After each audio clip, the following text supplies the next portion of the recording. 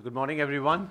Very warm welcome to this year-end seminar with a very exciting topic that is going to enthrall us, I think, throughout the year and for many more years that we would have. I'm just waiting for one more panelist, Chintan, but I think he's on his way and has reached very close to Habitat. So would be coming in today. It's unusually cold and I think a lot of fog, so people are a bit troubled. But thanks for everyone to make it and join us for this seminar briefing. Our policy brief and copies of our presentation would be with you very soon. As all of us are watching for last almost 6 months, media and all our publications are full with predictions as to what Trump would do and how that would affect trade policies or economies of different countries. Different simulations are on and different sort of numbers are going around. How many of them are substantiated, we are not sure. And a lot of conjecturing of facts and details. So we thought at RIS that why not we do bit deep digging in the whole issue of not only the trade but also US deficit. Why so much obsession with deficit and what exactly is happening? And that inspired us, motivated us to see a bit deeper in terms of US economy performance. And friends and colleagues, our idea is that any solution that India would think in terms of responding, because prescriptions are going for government every day. All newspapers are full with what government should do. And our realization is that solution for trade remedy that we are thinking of should not be confined to trade alone. We are seeing through trade patterns that are emerging, and in a while our team would present to you the results. We are realizing that India would have to appreciate a very close connect of trade with foreign direct investment. So trade and investment connect. Trade and investment connect is not bereft of technology. So trade, investment and technology, all three are intertwined. And all three are also connected with finance. So trade, investment, technology, finance interlinkages are extremely profound. And we are finding in our research that any solution that India may think of would have to factor in all the 4 issues which are of great significance. With a $117 billion trade of India, with something like $34 billion trade deficit, India is the, come Chintan please, India is the 9th biggest contributor with only 3.2% share in the total trade deficit that India has. So with $117 billion total trade deficit of $34 billion, having share only of 3.2% in the total trade deficit of US. So we are not such a big actor for Trump to target us. But we are among the top 10 countries where US is sort of finding problem. We have some solutions at product level and sectoral level, which team led by Professor Mohanty has produced some results, and in a while Professor Mohanty would make the presentations. But as I said, it is also pertinent for us to see what the internal discussions in the US are. And for last 6 months, we have been very closely watching the discussions which are going within the US. Just day before yesterday, the quadrennial supply chain review has been released by the United States. It's a 324-page thick document. And this talks about strategies that US should come up with the non-market policies and practices, NMPP, which China has come up with. So this analysis shows how a third party targeting US economy is facing. So how do we bring in greater traceability in trade is something which this report focuses on. And greater traceability is also an issue for several countries like India, where we are also seeing third-party leveraging for targeting Indian market, particularly with countries where we have come up with some ideas of targeting. The solution that this report, the quadrennial supply chain review, says is in terms of new amendments that are required, which only the new president would take up, is to amend Article 301 and Article 201. And their suggestion is to bring in greater circumvention procedures that US administration would have to think of. This has huge lessons for us, because as China would be blocked by United States, several countries across the board would be affected, because then China would target new markets and new destinations with the production churning that is going on. And India's trade is not just US-India trade that would be affected. India's trade with many other countries would be affected. And many other countries would also start targeting to Latin America and to Africa, where new competition for us would come in. So these are some of the issues that we are focusing on. New challenges, and I'm sure Professor Abhijit Das would certainly like to bring in his wisdom on this, is in terms of new U-turn that all of us are expecting at WTO, when US probably may change their position on Joint Statement Initiative JSI in light of e-commerce. So Trump is very likely to sort of go back to the earlier proposals. So if you recall, in the middle of last year, US withdrew from the support that they had extended to the e-commerce plurilateral agreement. India, South Africa and Turkey, with support of Indonesia, have been opposing the way multilateral, plurilateral agreements are coming up in the multilateral framework. So we were opposed to that, and we are seeing that US was not trying to go forward on that. We had some hope, but now, day before yesterday, we saw which the statement which Financial Times has published is in terms of new reversal that we are trying to see. So several of these issues today we thought our research would bring out.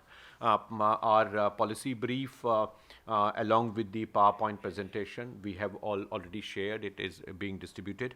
I would first request my colleague, Professor S.K. Mohanty, who has done the most heavy lifting in this whole proposition. So thanks, Mohanty, for this excellent work that is done, and he would be bringing out the details. He would be further supplemented by my colleague, Dr. Pankaj Vashisht, who has also done very interesting work, and for the first time he has also calculated, which probably he may not have time today to present, the employment implications of India's trade policy. So that is also very interesting work that he is doing. Then he would be followed by Mr. Atul Kaushik from RIS faculty, and then we would close the RIS presentation. We have also requested a very eminent panel led by our own colleague, Mr. Rajiv Kher, former Commerce Secretary and Distinguished Fellow of RIS, to initiate the discussion. He would be followed by Mr. Sumanta Chaudhary, who again requires no introduction, has been one of the key architects of our trade policy and now leading CII. Professor Abhijit Das, who was till recently director of the WTO Center, but has been an eminent commentator on trade issues. I also requested two very distinguished persons who are associated with our technology spectrum and technology policy. Both of them bring in private industry engagement across the areas that are sort of to be addressed. We are very fortunate that we have Dr. Chintan Vaishnav, who has been leading the Atal Innovation Mission. Incidentally, we are the beneficiary of his last day in the government today. He is going back to MIT. So good. Thanks, Chintan, for sparing your this day with us. Thank you. We are also joined by Dr. Mukherjee, who has been sort of looking into the private sector technology connect between India and US. So thanks, Dr. Mukherjee, for joining in. Industry, Pranav has been an old hand in the trade from industry perspective, CII and BIPL. So both on two ends of this spectrum are going to focus on the dimensions which are to be addressed. So this is the panel. My idea is that we begin now at 11:15 and we close by 12:30. We open up for discussion and then we all join for combined lunch. So, without further ado, I would request my colleague, Professor Mohanty, to make a presentation for around 10 minutes, Mohanty ji. You have 14 slides, so that should not take much time. Thank you. You begin. PowerPoint. So, the title of the presentation is The US on the Path of Recovery, Why Trade Action. Sachinji already mentioned that what is the need for such an action, which we have seen constantly coming from Trump from various platforms. Of course, those statements are very consistent with what Trump used to do in the past. So that's nothing new in this. But we have our own experience in the past that when Trump came in 2017, naturally India's trade with US went down, and the trade surplus also went down in 2018. So that is one.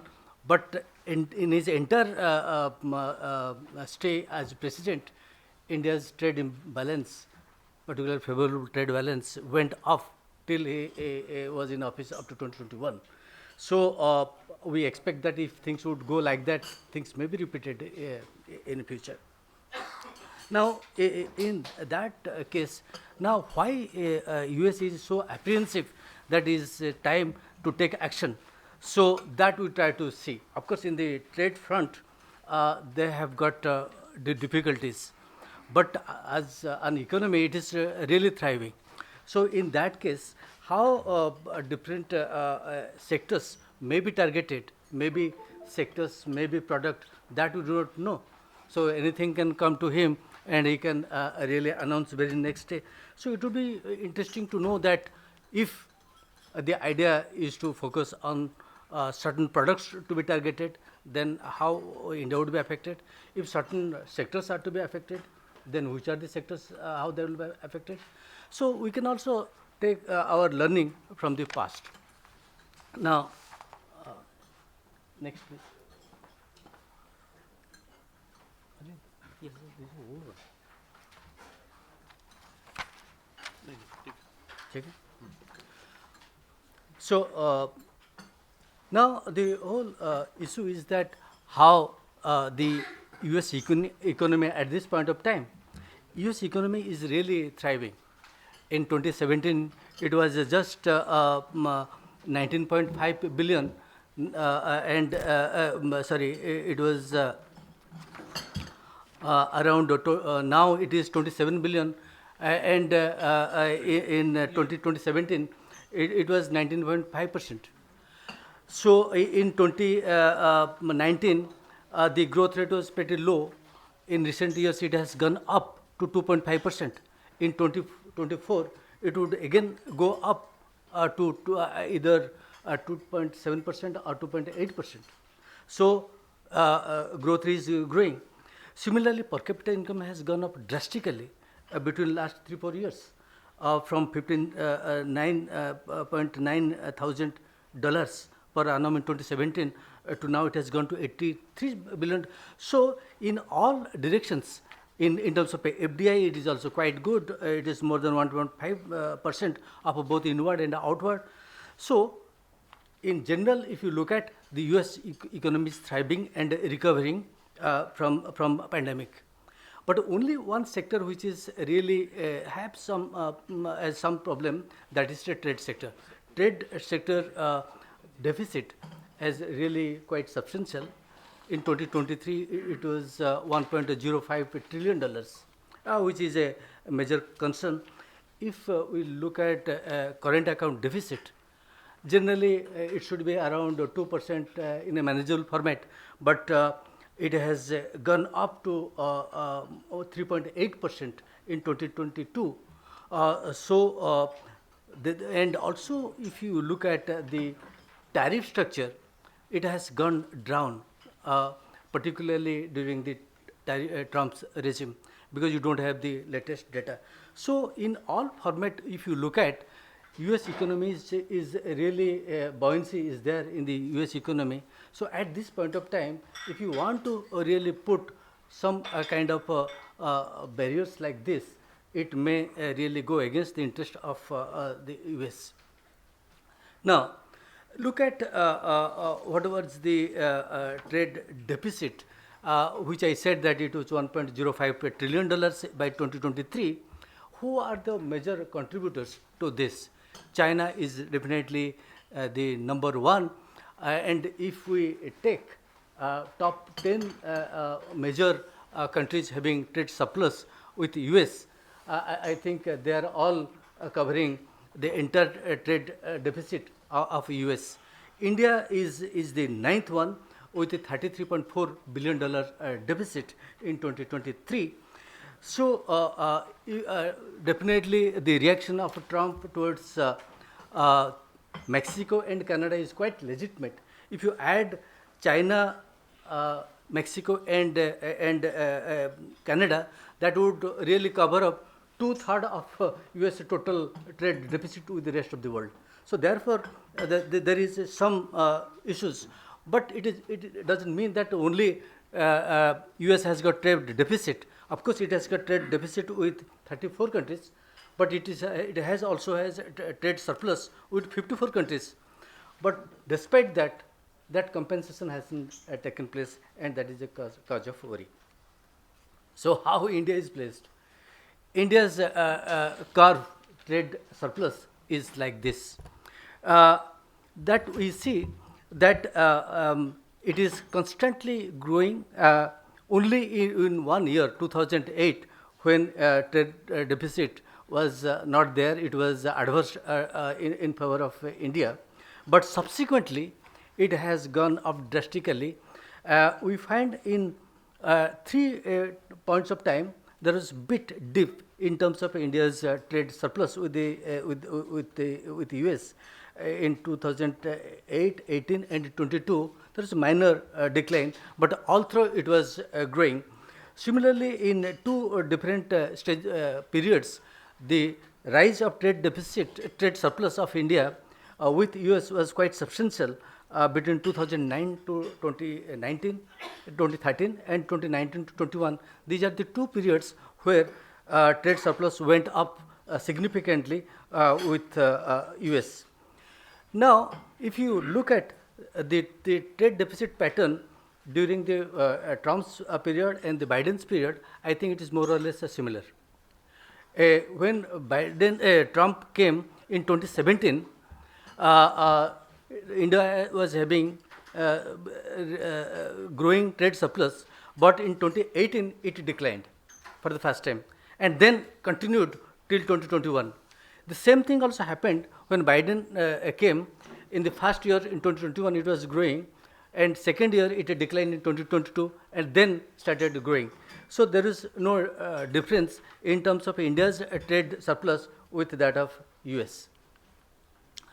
Now, the issue is that if really Trump would like to try to put embargo or some restrictions, which are the products that US is importing from the rest of the world, and particularly it would definitely look for the substantial products.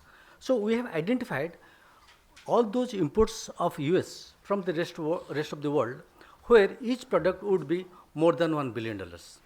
So, US would be interested. And how many such products are there? We found that in 2023, there were only 475 products which were really more than $1 billion imports from the rest of the world. In that, India was having 124 products in different product groups, and China around 325 products. Now, the question is that in the top ranking products of US, how India is put. For example, in the top 20 products, how India is performing. So India is exporting in those top 20 products only 8 products. So next 51 to 21 to 50, India's total was 14 products. Like that, you can see that as we move down in the hierarchy of ranking of products of US, India's presence has been quite substantial. That means with the declining in the ranking, at the higher rank of US exports, India's contribution has been less. And as the ranking goes down, India's presence has been quite substantial. And also in terms of its contribution in the sector is also quite substantial. Still, important aspect is that in the top ranking products, though out of 20 India is exporting only 8 products, the trade is quite substantial. It is around $45.7 billion. It is out of $75 billion exports to US. So doesn't matter the ranking, but it's important that how India is placed in terms of higher ranked products that US is importing from the rest of the world. Look at China. China's presence exposure is much better than that of US. In the top 20 countries, top 20 products, where India's presence was 8, in case of China it is 14. Similarly, you can see that China exporting nearly 315 products out of 475 products, which US is importing from the rest of the world with more than $1 billion imports. So China is also really gained. You can see that from the top set of products, 1 to 20 products, Chinese again is quite substantial. That goes down as country moves down from high ranking to low ranking groups. Now, the issue is that what are the major products, important products that India is exporting to US, and how and where there are possibilities that India may face difficulties. And it is always linked to other countries. If other countries are also very much prominent in those product lines at 6-digit HS, then definitely there are possibilities that there could be more attack. So what we found that nearly 16 products where India's export is more than $1 billion in each case. And in those 14 products, 9 products, China's presence is only in 2 products.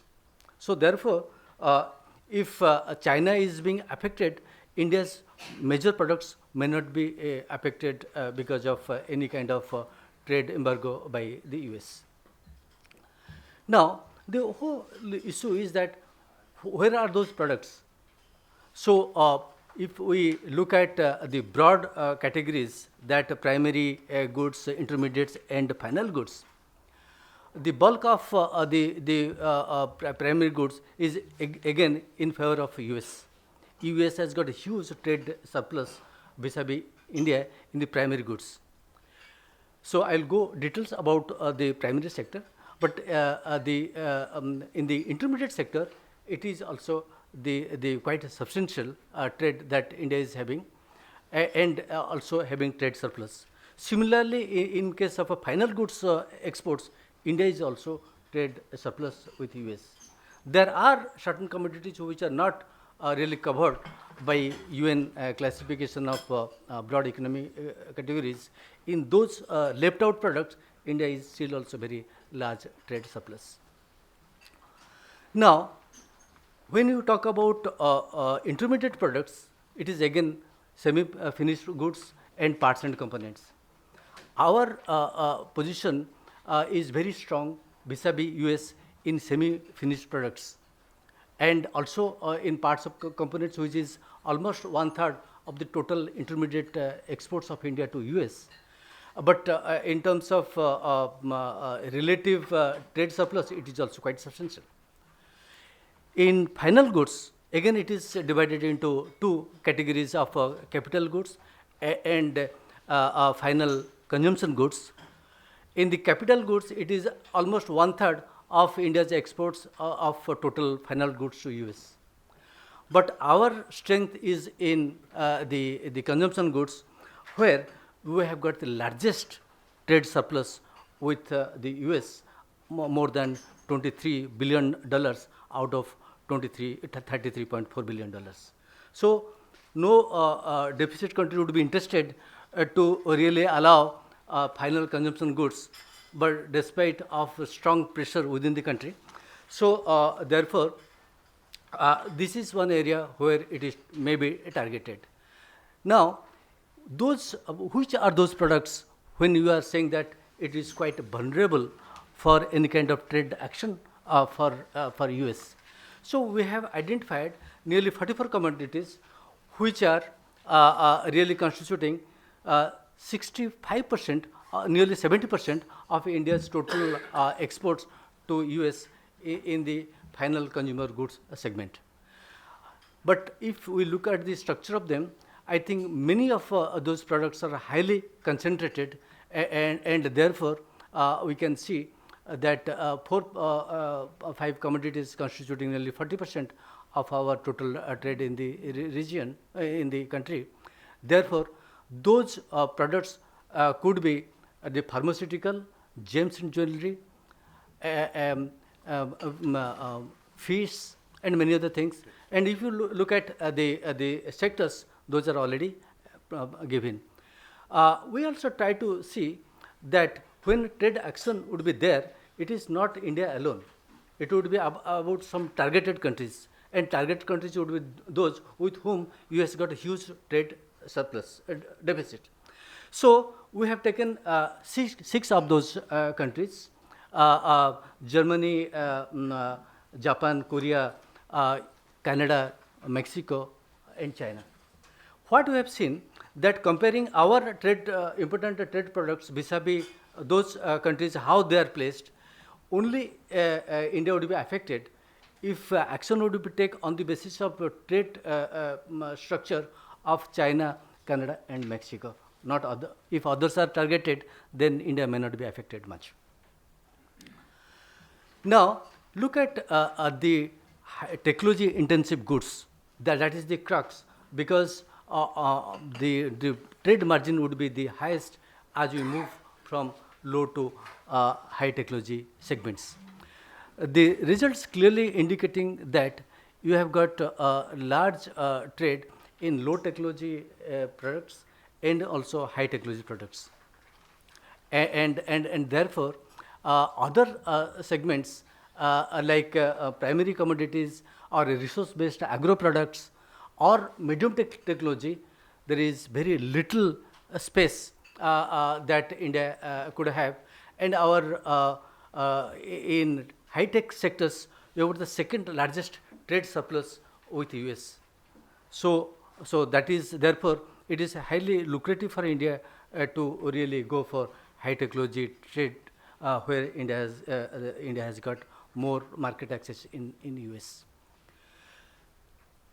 During the last Trump's regime, what we have seen that how different tariff attracted towards different types of trade that was there. What we saw that in total tariff declined in case of US since 2019.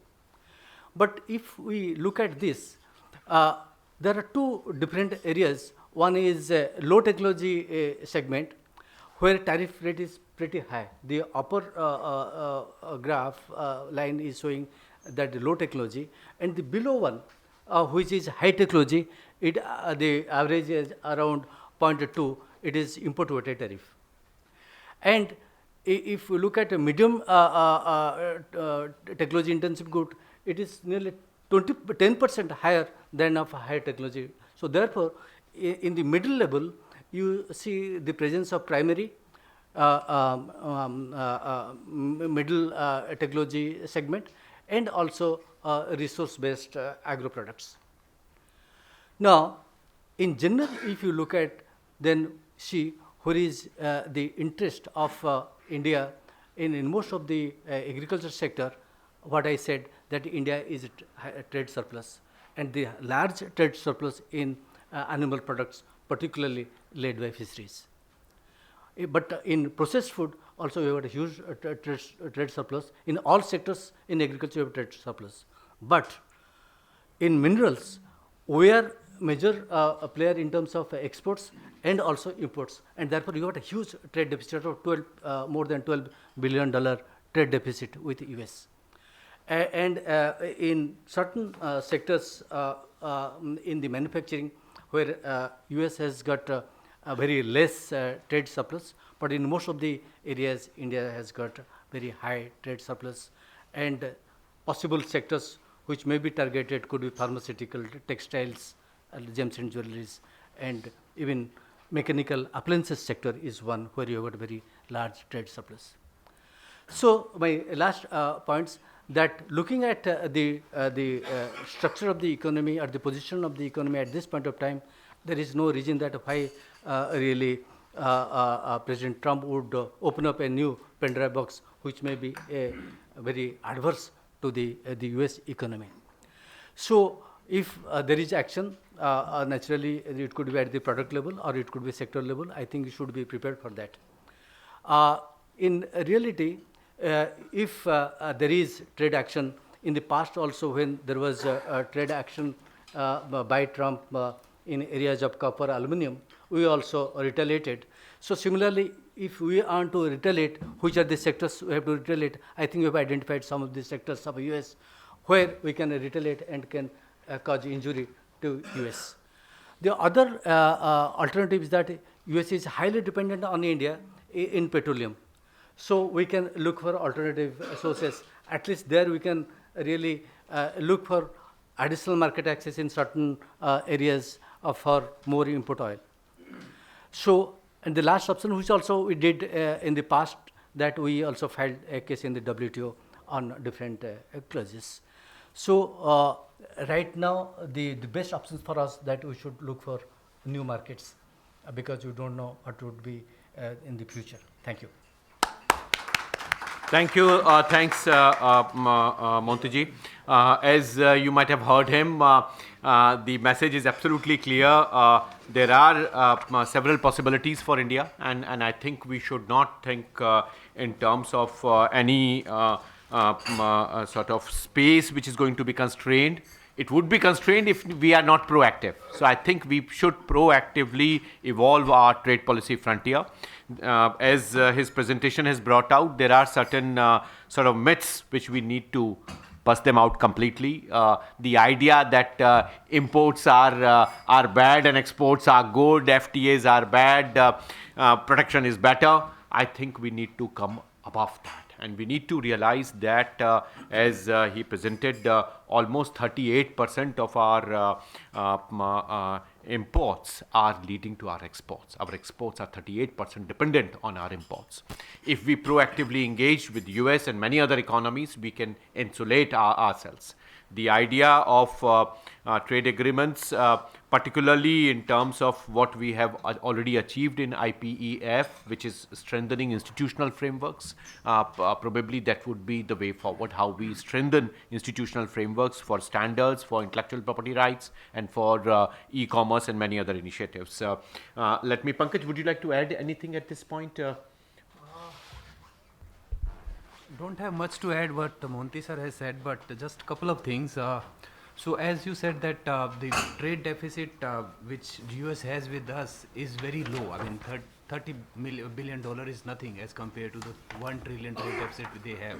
So logically, it should not irritate US, but we have some irritant in our part. Like we have couple of products where our tariff rates are abnormally very high, and those tariff rate attracts attention. So we have vehicles, then we have alcoholic beverages, and then the certain agricultural product.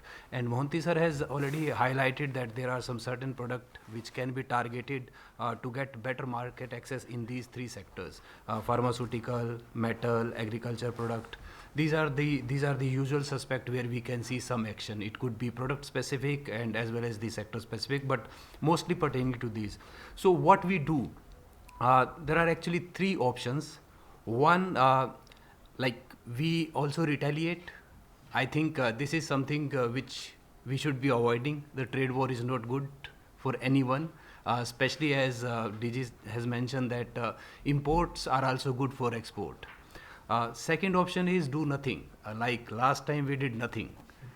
So it was a problem for 1 or 2 years, then business as usual, and after all, Trump is going to be there only for 4 years. So, and then the third and better option is engage with them, because Trump, after all, is a businessman, and he is supported by big businesses.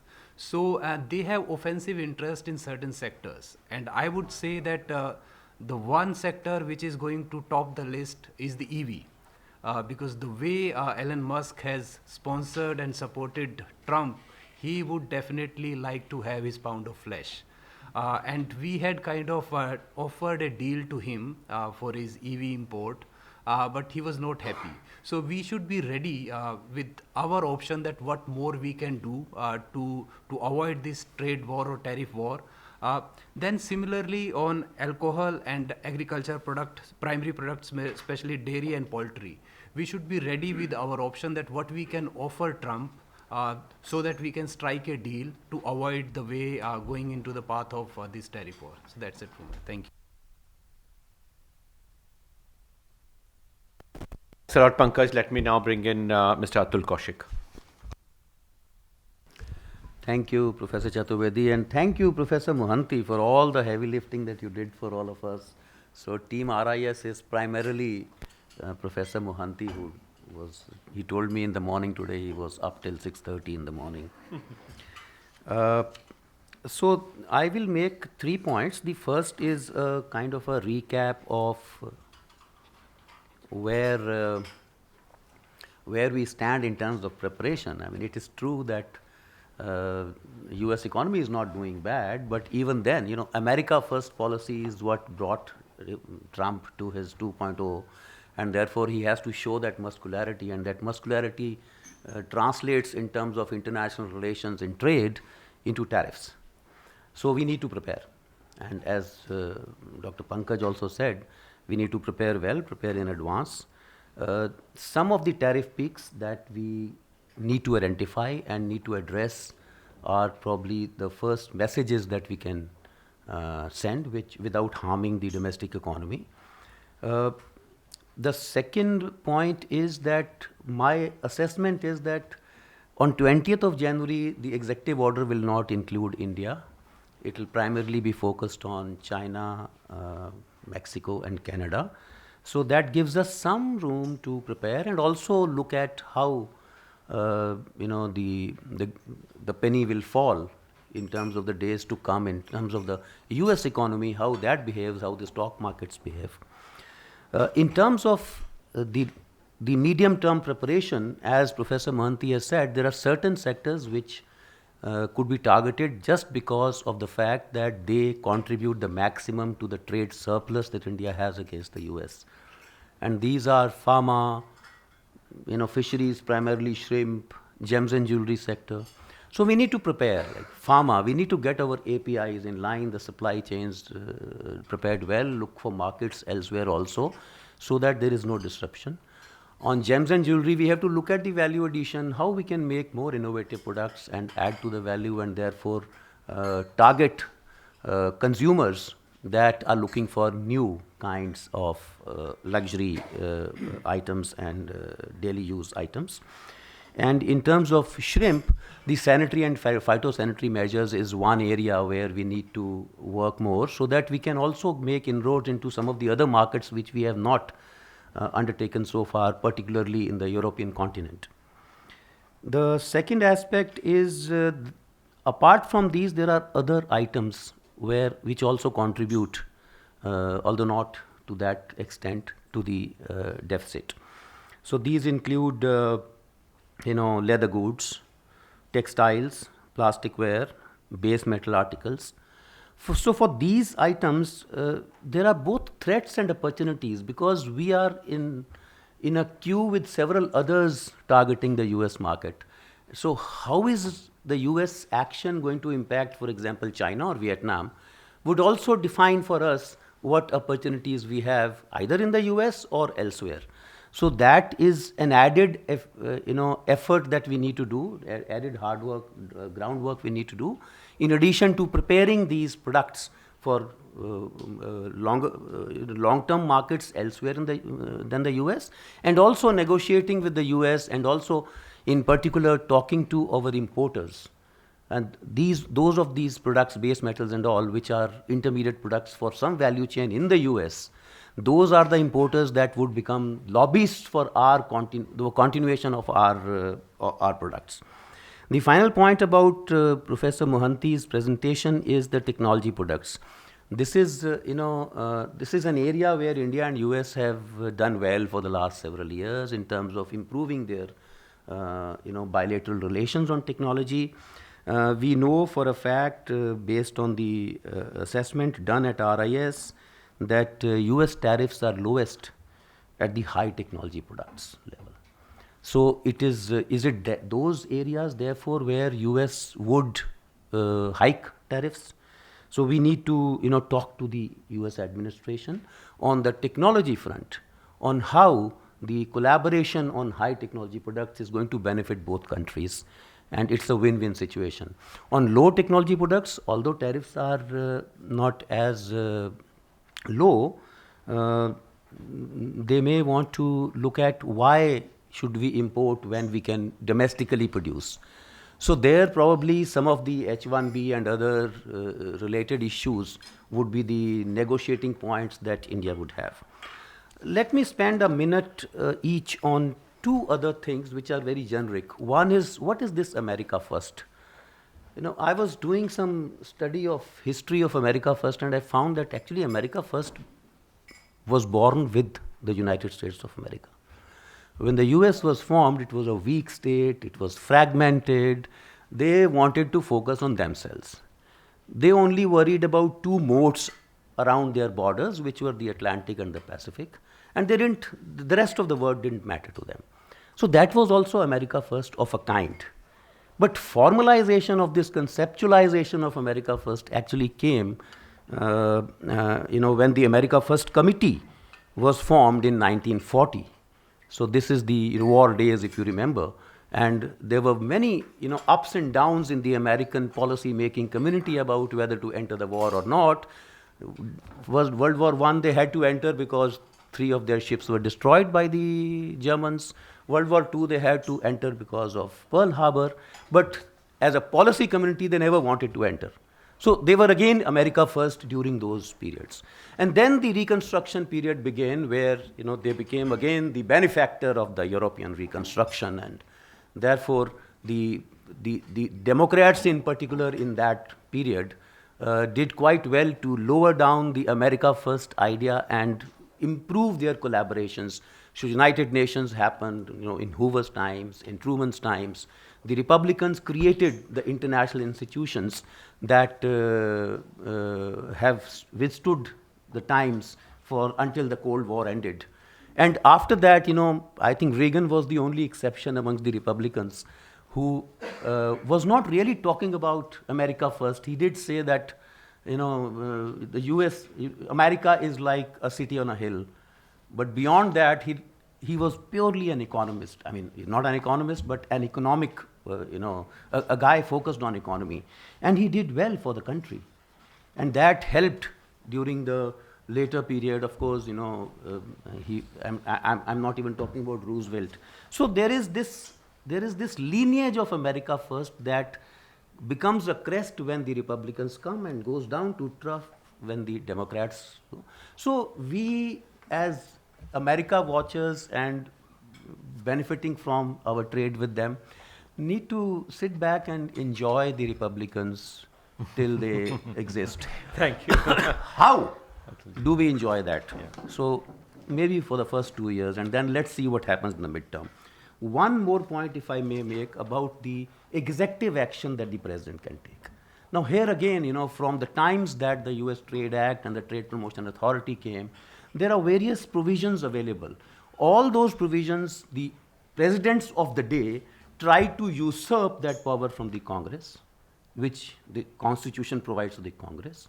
And every time there was a reaction from the Congress. Now, this time, for the first 2 years, that reaction may not come because the Congress and the Senate are both in Trump's hands. So he can use 323, he can 232, he can use 201 that was mentioned on safeguards, he can use special 301, he can use 301, and most importantly, he can use the Emergency Act, which he used after 40 or 50 years for the first time by any American president during Trump 1.0. So don't believe that he is going to be constrained. He is only going to be constrained by his masculinity. Thank you. Thank you. Thanks, Atulji. Now we, friends, enter in rapid fire round from our discussants led by Mr. Rajiv Kher. 4 to 5 minutes, and then around 12:20 we would open it up. So, Mr. Kher. Thank you, Sachin. Good morning, all. Thanks for asking me to make some observations. A lot has been said about Trump and his mercurial temperament and his nature and the kind of politics that he brings on the table. Mr. Mohanty has presented an extremely incisive understanding of the Indian economy vis-a-vis American economy's long-term perspective as seen by Trump, and also the likely impact that some sectors in India would have. But I would like to slightly bring in elements which are not on the table at the moment, but I think they are extremely important. First of all, you need to look at how India would relate with America on the economic platform is not simply looking at trade. Trade is one thing which has attracted a lot of attention for obvious reasons. We know there's no point in spending time on Trump's character and nature. But I think the more important point is when two nations interact with each other, you have to look at a very comprehensive perspective of this relationship. And two factors which have not yet come on the table, and I would like them to be brought here, though I don't have enough to speak on because they are shrouded in a lot of absence of data and a lot of mysterious manner in which India's governance around those areas is organized. First is, for several years now, India and the US enjoy a very strategic relationship. This strategic relationship is intensifying by the day. There is no reason why it would not continue to be so. Please recall that Quad's intensification, the Indian Oceans, the focus on Indian Ocean, re-galvanized, has all started when Trump came to power. And there is no reason why Trump, and please, and one more factor, which is very, very vital factor, is Trump's response to the manner in which China's technology advancement and China's economy has made use of the American opportunities that China had. Trump sees this as a significant element of his potential policy that China needs to be checked in track. And countries like India offer themselves as counterpoint to this process. How well we play around that is something on us also, as well as on the potential Trump administration. The second point is that this whole debate on deficit, as you would have noticed, India is at number 9 or 10 in American deficit line, is essentially coming out of the reaction within the American populace out of the deficits being enjoyed, the deficits being suffered on account of Mexican and Canadian and Chinese trade. India is there. After all, there is a list of 10 and India is there. But please don't get too overwhelmed by this. I don't think this is going to be... See, the American paradigm of manufacturing necessarily involves deficits. Unless they change the paradigm, and I think it's too late to do that, and as a matter of fact, they are already moving in that direction by introducing laws like CHIPS Act and IRA and so on and so forth. So this journey is a very long journey and a very expensive journey. And I'm sure at some point, the Americans will themselves realize, if they have not already realized in his first term, that the American economy will become extremely expensive. And the consequent inflationary pressures and the consequent currency-related issues, everything will come to haunt them. Trump, as Pankaj very rightly said, 4 years, look at that. Be very circumspect, play well, and do things which we need to do at home. So that was the second point. The third point, we have not yet brought in the discussion on the services part. I think it is extremely important. When we are talking in the context of US-India trade or US-India economic engagement, we have to necessarily talk about services. There is a huge debate going on in the US on H-1B visas. I think a point which we need to very clearly recognize is that we are 72% beneficiaries of H-1B visas, and this is not at the cap of 70,000, but this is an overall, including all the variations of that H-1B visa, 380,000 last year. India is a very, very unacceptably major beneficiary of H-1B visa. Now, at the same time, Trump knows very well, and his supporters like Elon Musk and others, they know very well that they can't do without Indian computer talent at least. But I think we have used visas for 65%. 65% of the visas are used for computer skills.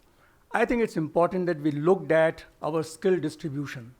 There is a need for a variety of not just computer, there are a whole lot of other areas which we need to look at. There is a significant amount of understanding which needs to be carried out with the American governance process, because how much more can we grow? 72%, we are already there. There is hardly any potential for further growth. Will that be able to support the kind of forays that our information technology companies working in the US be able to garner by way of larger markets? I think these are all questions that will have to be looked at, and very little is being said about it for a simple reason that there is very little data available in the commonplace. The data comes with a huge lag, and it doesn't come in a very significantly disaggregated manner.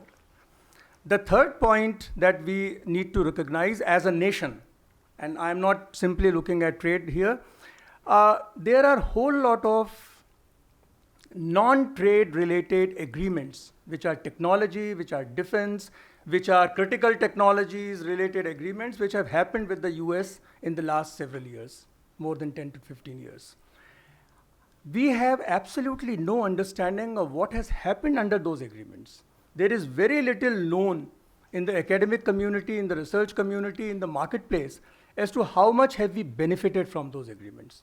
I think there is a need for us to recognize the kind of benefits that we are drawing from those, and then try to position our play in order to create a balance. What I mean is, if you are getting in a significant manner in the defense industrial sector, which we don't know how much it is, we know that it's benefiting India. We know that some $2.5 billion worth of exports have been made. But I think it is important that we looked at that, because that will help us at a later point to balance the Trump mercurial volatile policy responses, which we have not done. And lastly, I think we need to recognize, as I have already said, the trade deficit is not an issue. Just give me a minute. Just give me a minute. Trade deficit is not an issue with Trump, but I think what will be issue with Trump in the context of India will be these huge tariffs, huge walls, the huge water that we have in our tariffs between Applied and MFN. And I think we will have to think about that. 150% on alcohol, 100% on automobiles, 50% on a variety of primary goods and processed agriculture. How long will we have these non-tariff barriers like dairy? There have been huge demands. So I would conclude by saying that we need three kinds of actions. One, we need to be taking a comprehensive view for a nation-to-nation understanding. You can't take an isolated manufactured trade as a perspective. Two, you need to look at services in a little deeper manner so that there is a balancing possibility for India. Three, we need to be prepared to sacrifice some part of these huge walls that we have created around ourselves if we are adequately being benefited under so-called non-trade related dimensions, which are visible now. I think we need to be prepared in accordance with these kinds of mandates. and I think that will help us. Thank you. Thank you. Thanks a lot, sir, for this very interesting comment. I think your emphasis on India improving our own trade data is extremely important. Thank you. Let me now invite Mr. Sumanta Chaudhary for his remarks. Again, sir, 4 to 5 minutes. Yeah. This one? Thank you, Sachin. First, I'll just make 4 quick points. One, as far as tariffs are concerned, frankly, I don't see the trade deficit issue being a major one in terms of the products being targeted. But I agree that at the end of the day, given Trump's nature with India, it's going to be products in which US has interest in terms of exporting. And we know the classic cases, whether it's pork or Harley Davidson or medical. So that's the one he's going to do. He's not going to target simply because you have a high trade balance in a particular product. And there, autonomously, there is an issue of seeing where we can move perhaps, where domestically there are not so many sensitivities. That's one. Second, if we look at the value chain, and I think we must not look just at exports and imports. That would be a mistake. Let's look at the value chain. Let me give just one example. Suppose in those products where we are exporting largest to the US and we have the largest trade surplus, the import intensity from other countries is high. Then the question is, can we do some part of that sourcing from the US itself? It will serve both the purposes. Diversification in your own supply and reducing the so-called trade balance. So just these 2 points on tariffs. Second, I completely agree that we must broaden the horizon and we must take away this debate from tariffs to a far more comprehensive basket. And services is very obvious. I will not repeat what Mr. Kher said, but 2 trends are very noticeable, which are important for H1B. Increasingly, cross-border or digital delivery is becoming the most important. And if we go by the statistics of the last 3 years and projections, it's possible that mode 1, as we understand it, or cross-border and commercial presence will actually, the gap is about 15%, will almost be equivalent. Given that, and given the fact, as Mr. Kher said, about the IT concentration and perhaps the saturation, those sectors in services which lend themselves to cross-border or digital delivery are the ones that we need to concentrate on. So this is the second point. Third, IPF. Now, long back, about 6 months back, Donald Trump said that like in the first regime, he rescinded the TPP, he would do the same with IPF. We have not heard anything from him. I doubt whether he will touch IPF. The only thing that he might do is to resuscitate the trade pillar at the fulcrum, which has now gone into complete doldrum. And we know that we are not part.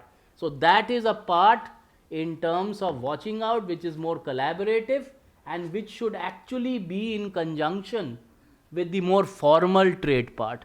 And the last point, we've seen from the analysis that Dr. Mohanty presented, and not surprisingly, that as far as minerals goes, we are major importers. We have this critical minerals partnership agreement now with the US. This is the time to strike as far as those are concerned. So I think I leave with these 4 main points. Thank you. Thanks, Mr. Chaudhary. Let me now turn to Professor Abhijit Das. Thank you, Sachin, for organizing this very important meeting. And my compliments to Professor Mohanty for undertaking what is clearly a back-breaking research. I have 1 or 2 suggestions to make the research more incisive. First and foremost, there's a narrative going around that in case Trump imposes tariffs on China, India will be a beneficiary. My past analysis shows to the contrary. So what I would really urge Professor Mohanty is, and that will be a very painstaking exercise, is it possible to look at, let's say, the top 100 products on which Trump imposed additional tariffs on China? How did the US import patterns change in those products? How did India's share change? My suspicion is that we were not a beneficiary of those tariffs. Those who are creating a narrative that India benefited from Trump's tariffs are looking at the overall trade patterns of US. What needs to be done is to isolate those products where additional tariffs were imposed on China. That was one. Second is, we need to look at Trump's tariffs not from the perspective of only tariffs. It is a negotiating leverage to extract concessions on goods, on services, on IPRs, and many other issues. So that is a point which often gets forgotten in this debate. So we have to be prepared, even if we are number 10. You look at the US trade estimates report, US has n number of grievances against Indian trade policy regime. And I will not be surprised if not on day one, if by day 100, India is at the receiving end of Trump tariffs. That is bound to happen. Let's not bury our heads in the sand. Not because Trump really has a grouse on our tariffs, he might have, but it's actually a negotiating leverage to extract concessions a bit on goods, but more in 2 or 3 areas. Number one, on intellectual property rights. Second, in the digital trade area. And third, perhaps, in the area of green products and green technologies. So there we need to have very clear red lines prepared by the government. I don't know whether that process is on, but I presume that given the brain power which the government has, government would already be preparing itself to how to handle some of those issues. Coming to tariffs per se, we need to be very clear. We should ask Trump what his core interests are in which products. We should be ready with our own list of products. But having said that, I am not in agreement with the perspective that we should not engage in trade war. Let's bear in mind that the only language that the US understands, and that transcends all precedents, the only language that the US understands is the stick. Unfortunately, both the Commerce Ministry and Ambassador Bhatia is here, so I will stick my neck out and say even the Ministry of External Affairs, when it comes to trade, are very, very hesitant in taking a tough line with US. But once they take a tough line with US, the results are not far to seek. I'll give you just 2 illustrations. And why I'm giving those 2 illustrations is to say that in case Trump imposes tariffs on us, we must not hesitate to retaliate. Number one, US started a dispute against us on our National Solar Mission. We had research ready to start a counter dispute. The government dragged its feet for almost 1 year. But once we launched the dispute, we won the dispute, we got a negotiating leverage vis-a-vis US in respect of our own dispute at the US, at the WTO, of the dispute with US had raised against us, and that we could barter against. Similarly, after Trump imposed the tariffs on steel and aluminium, India imposed retaliatory tariffs on about 20-25 products. That gave us the negotiating leverage. So the short point is engage with Trump in a comprehensive manner, but at the same time, if Trump imposes tariffs on us which violate WTO rules, we must not hesitate in doing it to Trump as well. Otherwise, we will have no leverage with Trump to extract concessions or to get rid of those tariffs. I completely agree with what Kher Sahab has said about having a comprehensive look at the impacts of various agreements that we have signed. one very good illustration is the nuclear deal. I'm not sure whether we have managed to establish increase our nuclear energy production by even 1 megawatt after the nuclear deal. But it's good to see where the different engagements with US have resulted in the past few years. Final point on tariffs. There is a paradigm shift in manufacturing happening in US, which we need to be cognizant of. We say that countries like India, China, Vietnam, others have the labor advantage. This is changing quite dramatically, given the fact on 2 counts, 3D printing and automation. No doubt at this juncture, the cost of 3D printing and automation as part of manufacturing is very high, but those costs will come down quite dramatically within, I would stick my neck out and say, within a decade. So Trump's actions have also to be viewed from that perspective. It is to raise the cost of imports into the US so that when the prices of manufactured products come down in US, they become more competitive than products produced through the traditional system of manufacturing. And that is when the tipping point will really come, and that's when maybe the paradigm shift will happen. So let's bear that also in mind, that although at this juncture manufacturing in US may not be very predominant in most sectors, that will change within the next decade or so.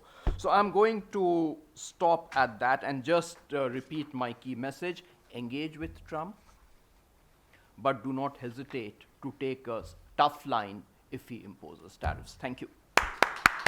Thank you. Thanks, Professor Abhijit Das. As expected, you have given both the lines that are possible with the US. So thanks. Let me now turn to Dr. Chintan Vaishnav, who also understands US very well, has spent a lot of time and has been watching the Technology Connect. So over to you. Thank you very much. Thanks for having me here. It's a very enriching conversation, especially because I'm not an economist nor a political scientist. I'm an engineer, and learned a lot from initial comments from Professor Mohanty and then subsequently all the various comments that were there. I'll present a view from the window that we have. Let me put a timer for myself. So I'll present a view from the window that we have, which is an innovation entrepreneurship window.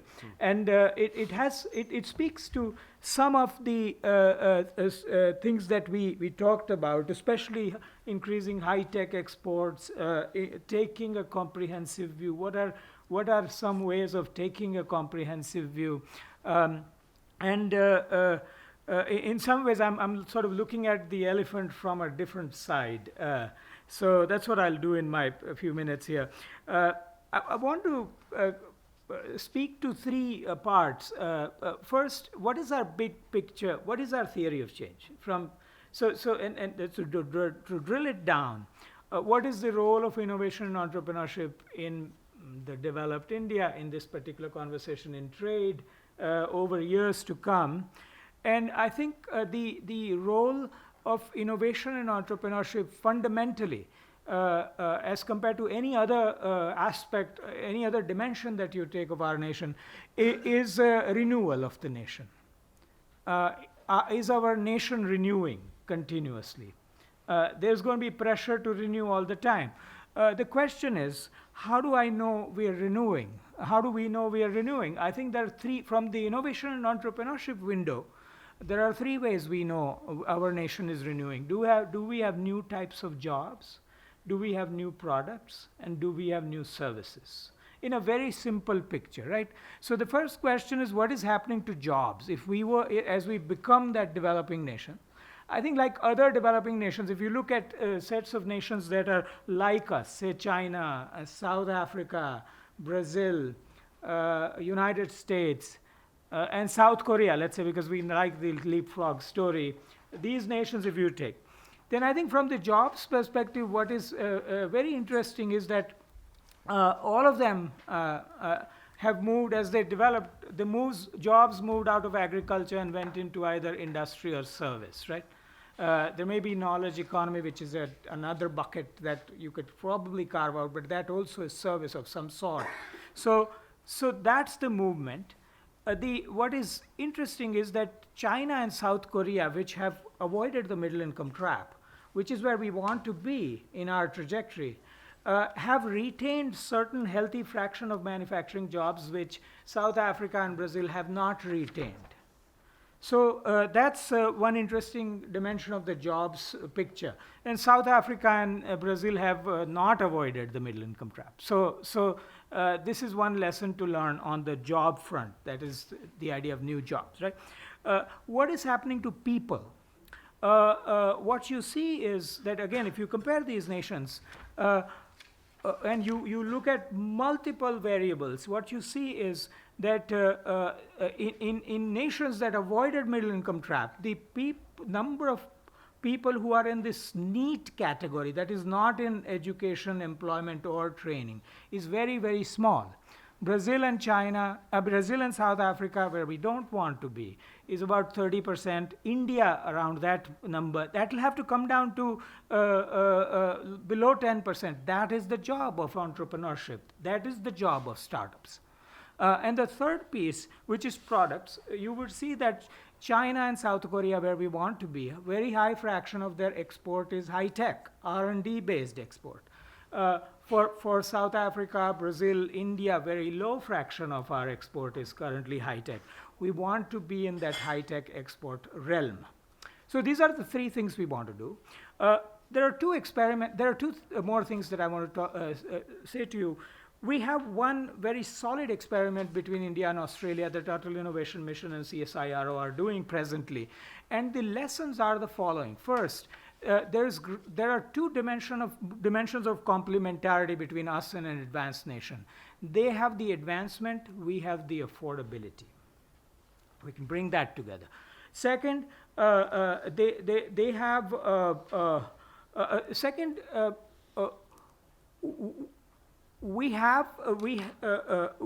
they have the resources, we have the talent. That is the other thing which is very visible. I have my 20 seconds left. I'll take half a minute more. But this kind of a bilateral thing, which is becoming a template, we can do this with many other advanced nations, including the National Science Foundation of the United States. There are two things needs to happen. First, it will be initiated only between the governments. But second, it will sustain only if we build ecosystem to ecosystem connections, not agency to agency connections. This is what we are doing in Australia, where we look for common climate problems. We look for startups at the bottom and the ecosystem, and we enable them to go across and solve problems. I can say more about it, but that's for the later. Last thing, in terms of the high-tech export, most people who do anything high-tech in our nation find money far more easily in United States. If we don't change that, we are exporting people and their companies. That's not what we want to export. We want to retain them here, and we want to export their products and services. That is an urgent concern. That is something that we also, Atal Innovation Mission included, need a lot of help. Thank you. Very good. Thank you. Thanks, Dr. Chintan Vaishnav, for very interesting ideas and also for helping us manage time. Thank you. Let me now turn to Dr. Mukherjee. Thank you. Thank you, Sachin. And firstly, I would like to know that I'm also not an economist per se. I'm a medical microbiologist, but I have been, thanks Sachin for the invite, and learning a lot of things which just falls out of but I have been with the Indo-US Science and Technology Forum for the last 12 years in the board. So I will bring out a slightly different perspective in the thinking, and I agree with my previous panelist, and Chintan has almost covered majority of the part of what I was trying to speak about, the entrepreneurship and startup. But a couple of things that we should not, beyond trade, what we look at is the science and technology collaboration, and there has been a lot of agreements, as mentioned, on science and technology collaboration that needs a thorough review and to bring out where we have reached. For example, in the Indo-US Science and Technology, which is one of the oldest agreements which the government of India signed, we literally look at number of projects across boundaries. The startup ecosystem in US works with the startup ecosystem in India. And the government of India and the government of US cross funds them. So how it comes out is some very academically good innovations which are coming out from the US universities and the startup ecosystem there through various mechanisms, literally cross-fertilized with the Indian innovation ecosystem, and then the prototype which is developed there needs to be valid. We should not, we should always remember that 1.3 billion population in this country. Any technology which gets validated in India or comes out in India is accepted around majority part of the world. So I think those we should have a very upper hand in looking at those collaborations and those ecosystems to cross talk and talk to each other. So I think this needs to be reviewed very strongly and brought in, and there are a lot of, I would not waste time in talking about case studies where we have looked at innovation which has gone out from India, got validated there and are used into the US ecosystem and then moves out. Similarly, a lot of innovations which have come out from the US universities have literally taken up good shape and is being implemented in India and has been commercialized by startups in India. So that is which of a strong point, because we have strong academic platform in India which can literally talk at the same level as the US it is. So I think that needs to be literally exploited. And secondly, we should talk about medical devices, which is India is doing very well. We have the brightest and the strongest ecosystems and platform to exploit that, and which I think US entrepreneurs and academics look forward to us. We have beautiful challenge facilities, we have beautiful arrangement, and COVID has taught us in a lot of way that we have developed five of our own vaccines, and we vaccinated the entire population of country with our own vaccine. So I think that with the medtech devices, we developed our own ventilator that is strong. We exported them to various places. Finally, I would also like to bring in, I don't know, I think the experts will tell us, that one of the executive resolutions which will come out on 20th January is that US will walk out from WHO. I don't know whether these are the press reports which are coming out. So I think India being the pharmacy capital of the world, we are the largest vaccine manufacturers of the world, and medical devices, we are moving up, one of the strongest startup ecosystems thanks to Chintan's group at Atal Innovation and other organizations like BioRack who have literally created that ecosystem. We need to capitalize on that and to bring in. What Dr. Vaishnav also talked about, new jobs, products and services. One more important element which we would like to add is skills. Development of skills is one of the important elements. Lot of PhDs in all subjects across India, they look for postdoc at US universities. They develop good skills, and we have mechanisms to bring them back in India.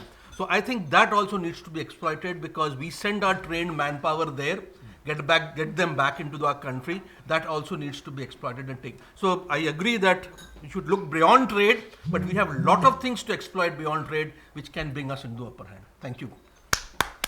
Thank you. Thanks a lot, Dr. Mukherjee. So both Chintan and you, we invited because you are not from trade and you are from technology. So my idea was that US partnership and India's connect with them is not just trade, but solutions are outside.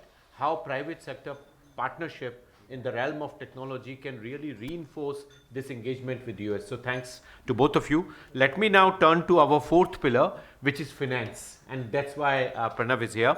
Yesterday, some of you might have attended our seminar on illicit financial flows, which South Africa has identified as a priority area. And we discussed issues about finance and how much importance US would attach to finance.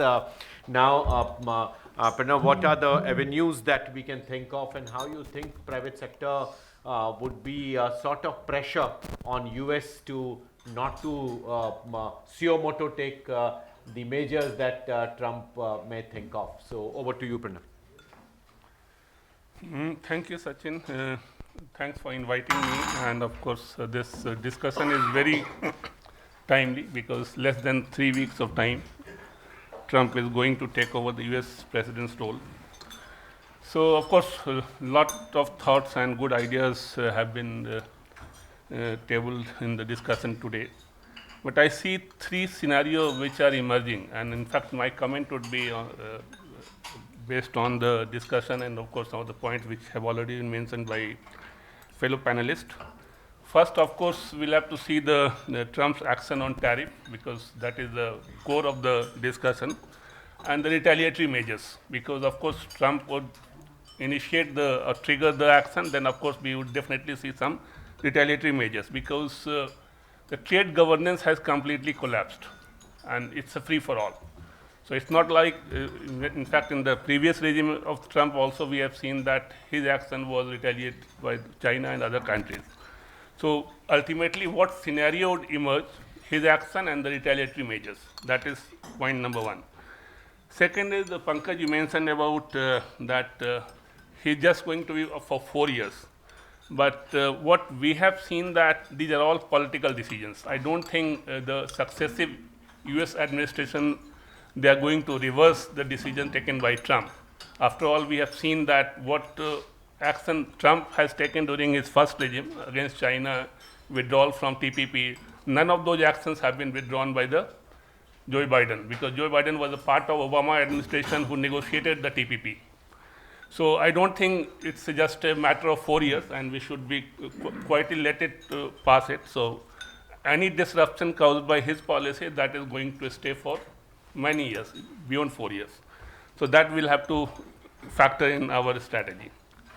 That is second point. Third is that in the last few months or little over 1 year, we have seen a lot of political clamor in US against taking action against China's non-market economy status. Even USTR also brought some report, and two of the bills which have been tabled in the US Congress by Republican senators, like revoking China's permanent normal trade relations, and of course blocking China's export if they evade the tariff through the third country by investing in third country.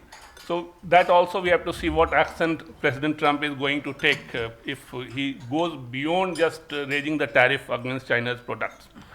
Now these are three scenarios which we are emerging. We'll have to wait and watch what action and what the Trump would trigger, and of course other countries are taking. Now coming to the some of the suggestion and what we can do in terms of our own strategy, particularly from industry, particularly from the government. Abhijit has mentioned about that we should take tough decisions in terms of retaliation. So I would take a slightly cautious move on that, because we'll have to wait and watch. Even though if Trump take a decision and increase the tariff against India's products, it's not necessarily that our trade would get, our export would get negatively impacted. After all, we have seen that when the GSP was withdrawn, there has not been any impact on our export to US. In fact, our exports have increased. So after all, any increase in tariff, that will hit and adversely impact the US consumers and US importers. So even though Trump would increase the tariff, there would not be any negative impact on our export. So why to take retaliatory measures and be in the bad book of Trump? Second is that since this is a very critical time for us in terms of Make in India and the manufacturing revival, we are seeing gradually the supply chain is shifting to India, particularly in electronics and other sectors. So if that process should not get disrupted, if we take US head on in terms of retaliatory measures, we have seen electronics particularly, we are very, very heavily dependent that the supply chain must come to India, because at this point of time, the component industry is still not developed. So we have to just move very cautiously and carefully. Second, Sumanta Chaudhary mentioned about the critical minerals. Again, that is extremely important, because our whole net zero and agenda depends upon the access to critical minerals. Again, we need US partnership very badly, because otherwise we are dependent on China. That makes our position very vulnerable. Last point is on services, and which Mr. Kher also mentioned, Mrs. Sumanta Chaudhary also mentioned.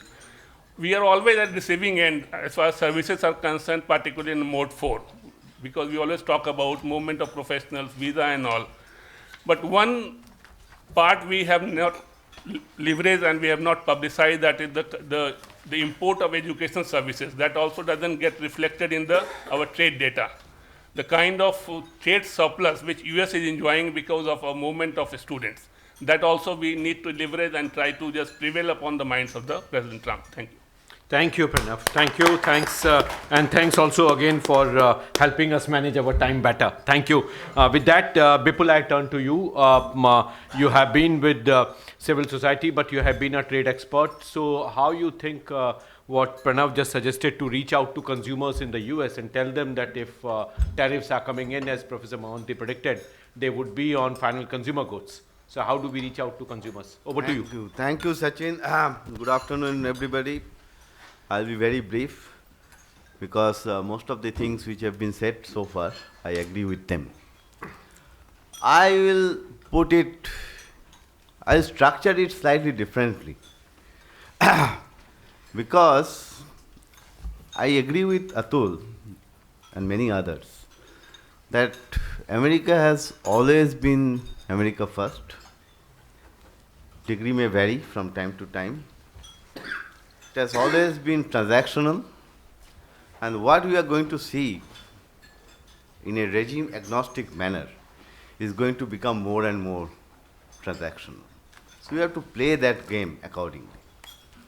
So what I propose to do in a nutshell is the following, in a bit more practical manner. Let us first ask the USTR, give us a list of goods at 6-digit or 8-digit, whatever level, on which you think that we are a tariff king. Let's say there are 100 such goods. Then put the first round of filtering. What is our production and consumption in India of those goods? And then do some filtering. After that, let us say that we come out with a list of 50-60 goods. Then I will propose a second round of filtering. I will first focus on front load those products which are being produced in US in 6+1 states: Arizona, Nevada, Georgia, Wisconsin, Michigan, and Pennsylvania. +1 is Ohio, because Mr. Vance comes from there. And let us first target those products and see to it that how much tariff. We can go back to NAMA 11, ABI formula, whatever that Mr. Chaudhary, Mr. Kher, Abhijit, they are experts, they can work out and offer them. My point is, first, let us think about what we can offer to the US, and then come to what we request to them or we demand from them. On that particular point, on the second point, what I would say that let's look at this. I think Mr. Chaudhary or Mr. Kher said that 72% of H-1B visa in the US is being used by the Indians, Indian techies particularly. Huge amount of social security benefit has been generated, huge amount. I will not ask America to give us back. What I will tell them or ask them is, let's have a kind of an offset policy. Sachin, you made a very good point in your opening remarks, right? Trade, technology, investment, and you also added very importantly finance. Essentially what you summarized is what Mukesh Aghi has said a couple of weeks back in his interview. Let us ask, okay, you invest equivalent of that amount generating out of social security benefit in our country, you get some further benefits, of course. And particularly on Pranav's point, to strengthen our intermediary products, right? That will generate more employment here. That will improve our sector here. Employment technological advancement, etc. And then we will export those intermediary products to America. USA plus one. And that plus one is India. So that is, let us do that along with many other things that Mr. Kher and Mr. Chaudhary has particularly highlighted, and do it quickly, within a year or so. And I will end by saying that it is going to be a super transactional regime. We should not just look at what Mr. Trump is doing. We should put equal emphasis on what Mr. Vance is doing or going to do, because he is to get the nomination, then get re-elected. And if he can get, Ohio is no longer a swing state, 4 out of those 6 swing states, he is through. And I will also say, in terms of talking about transaction, there are 25 new cities which are coming up in India. 22 industrial cities, 2 new big international airports, Navi Mumbai, Jawar, and 1 capital city, Amravati. Let us look at not just the business interest of Mr. Trump's daughter and damad, but also his son. Offer land to those places at a nominal rate. Naya tower aega. With the condition that you cannot repatriate 100% of your profit. You have to reinvest here at least 50% of that. Then you will see a deal will be possible. And towards that light at the end, I will say, let's call it US-India strategic deal on tariffs and trade. Why? Among very few words which Mr. Trump loves, tariff is there, deal is there, and strategic is there. So US-India SDTT. You can also call SATT instead of deal is agreement.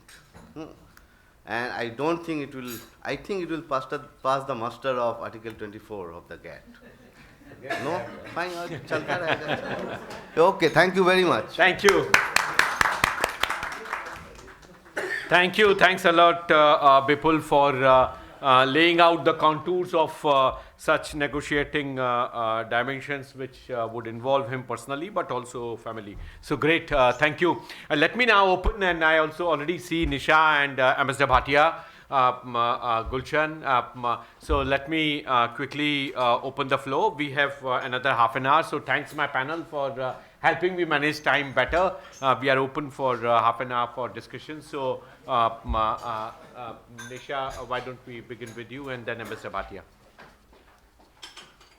Thank you, Sachin. This was really an excellent panel, very, very enlightening and very timely. I'd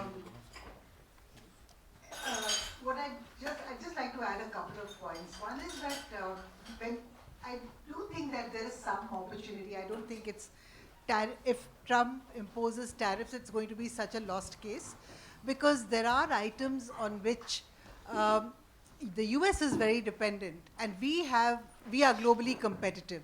So those are the items that, it would be a win-win situation for both, because that reduces US's dependence on China, and India can enhance its exports into the US market. So that's one point.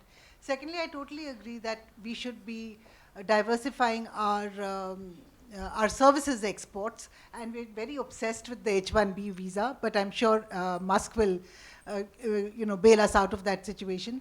I think one thing that's really growing, and I'm not very sure whether we have the data on it or not, which is the global capability centers.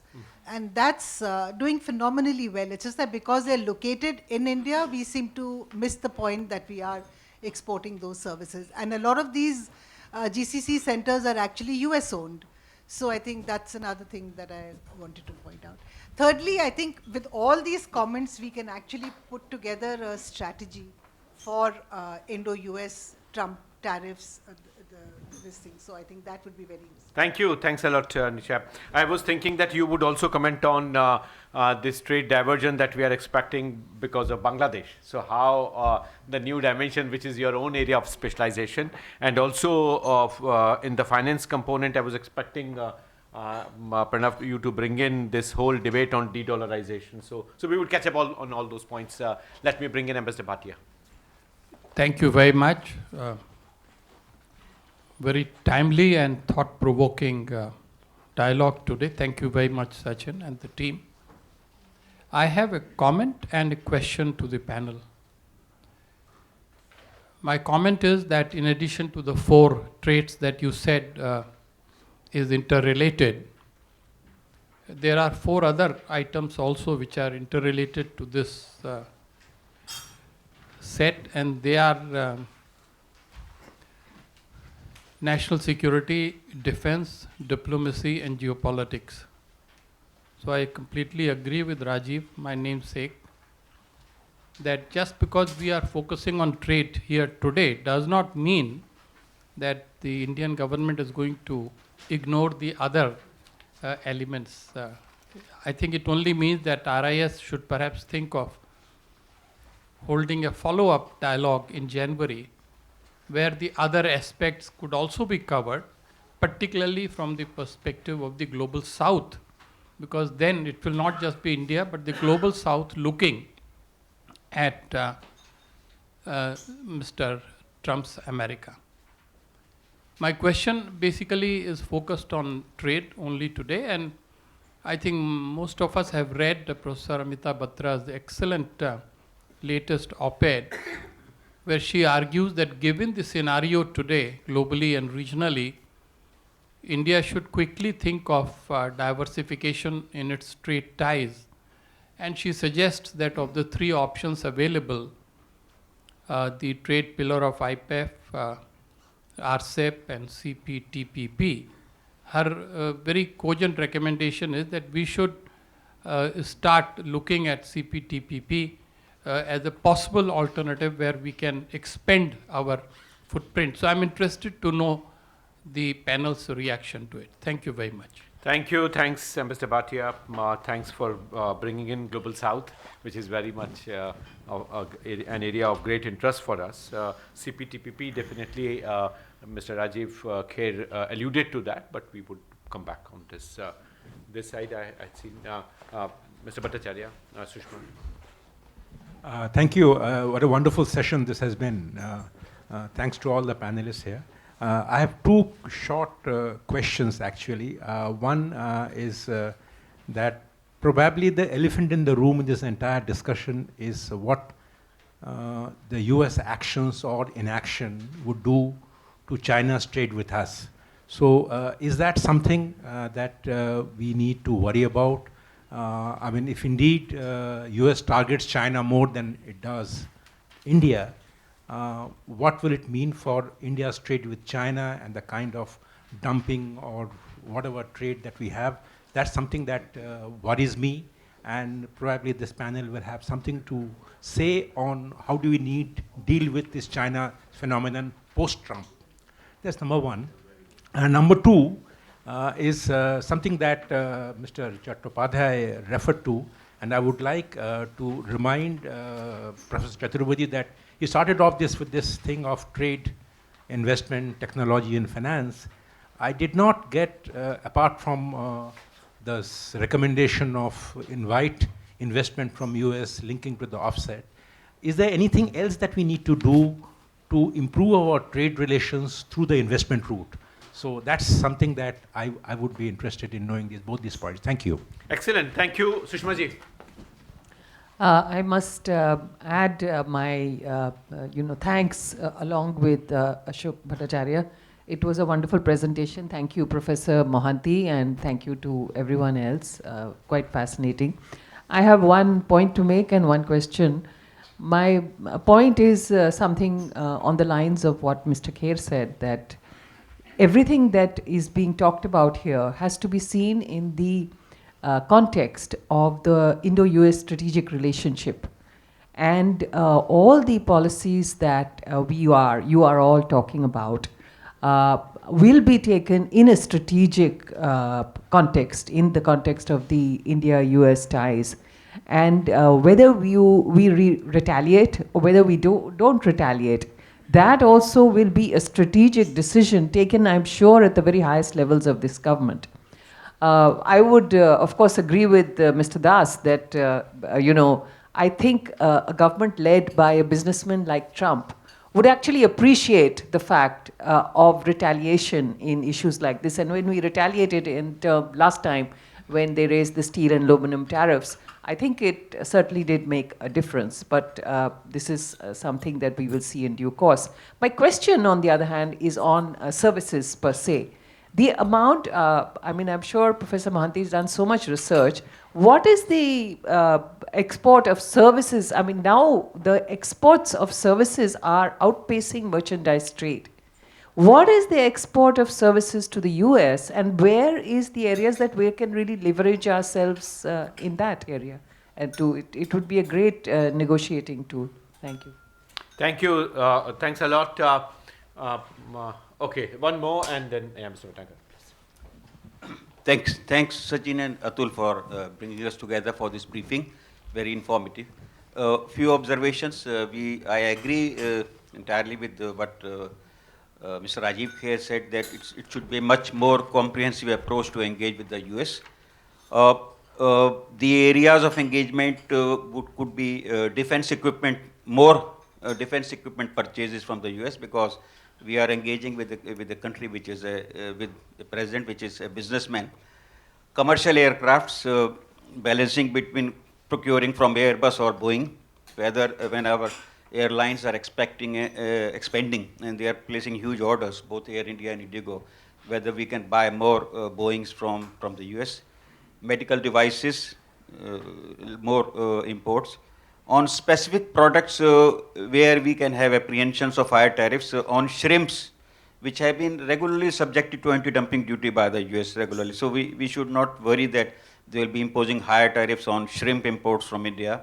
Pharmaceuticals, again, there will be a counter from the users, from the society in general.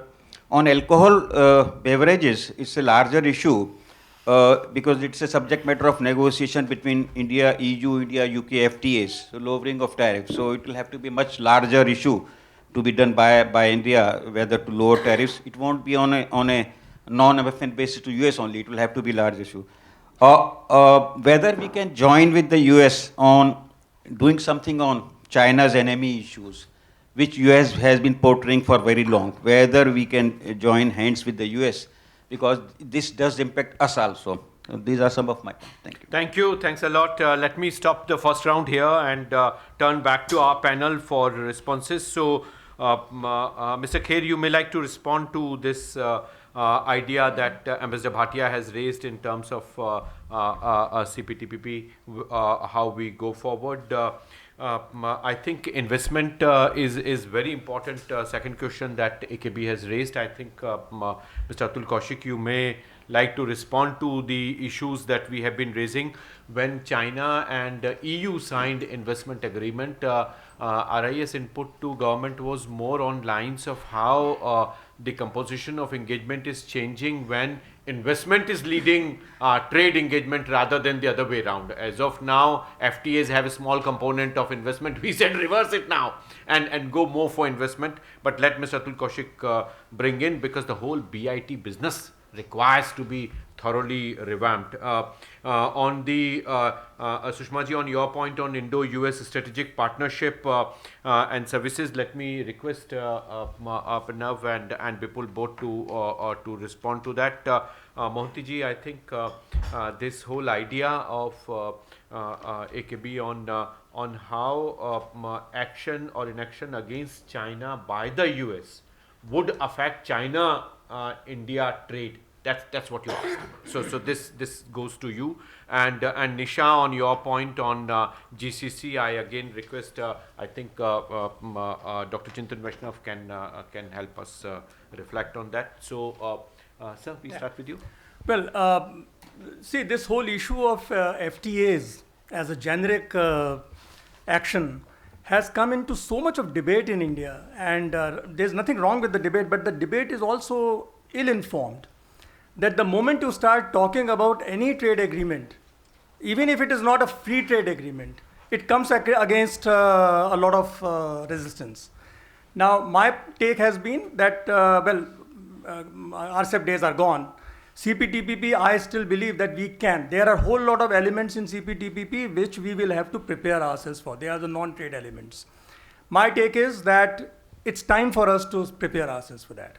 Because if you don't do that, it will be at the cost of our own trade capacities. So CPTPP is a potential possibility that we need to look at and prepare ourselves for that. It will take us time, but there is always in trade, you can negotiate anything. That's the point. It's a contractual agreement, so you can take your own time. So I do believe that we should prepare ourselves for CPTPP. Just one point on strategic dimensions and the investment.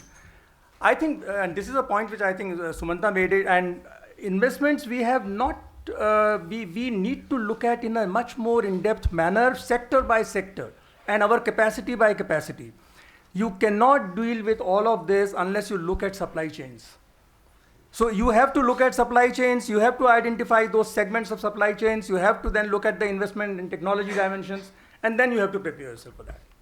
Now that kind of exercise, whether it's happening or not, we don't know. Maybe the government is doing it, so we'll get to know.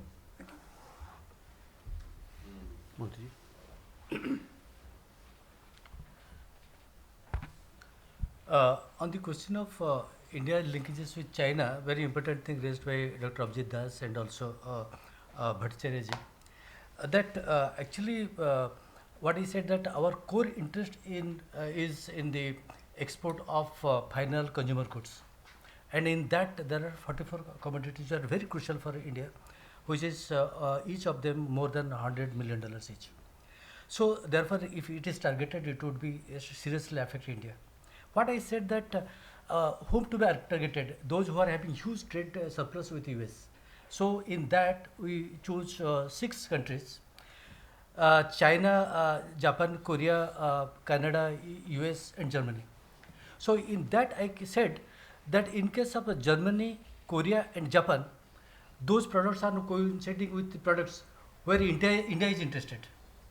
So that if any retaliatory action on them will not affect much to Indian exports to US.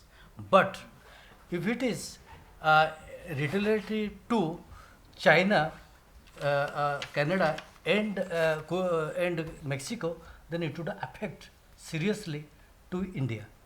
And particularly with China, it is serious for us because out of 44 commodities, the presence of China is in 25 commodities.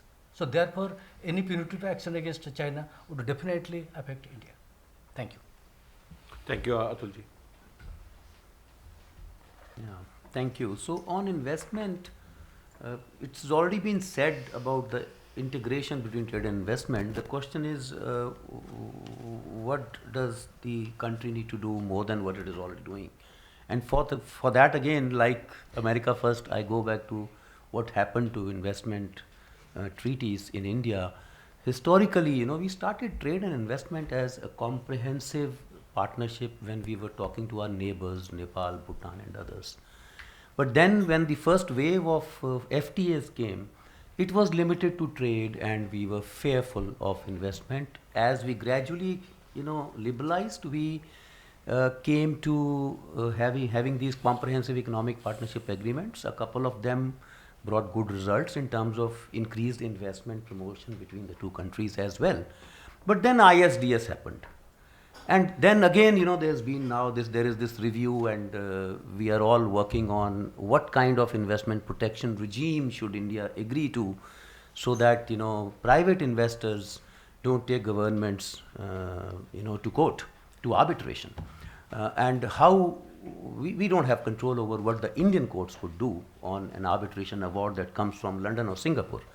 So the answer to that actually is what has already been mentioned by Mr. Rajiv Kher also, that we need to look at sectors and then define our priorities on investment collaboration with individual countries based on our sectoral priorities. And if there we want to start only at government-to-government investment dispute settlement, if I may call it, then let's do that and not yet do ISDS. And maybe gradually, as we expand the investor relationships amongst the Indian businesses and the businesses of our partner countries, maybe the kind of trust that is required not to go to arbitration to London or Singapore would develop between these regimes, and then we can have an investor state investment protection also.